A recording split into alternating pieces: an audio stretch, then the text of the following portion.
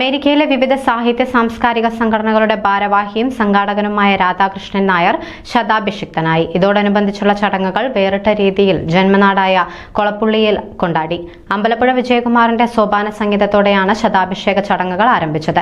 രാധാകൃഷ്ണൻ നായരുടെ കുടുംബമായ കുണ്ടുതൊടി തറവാട്ടിലെ മുതിർന്ന അംഗങ്ങൾ ഭദ്രദീപം തെളിച്ചു. രാധാകൃഷ്ണൻ നായരെ സാഹിത്യകാരൻ സി രാധാകൃഷ്ണൻ പൊന്നാട ചാർത്തി ആദരിച്ചു.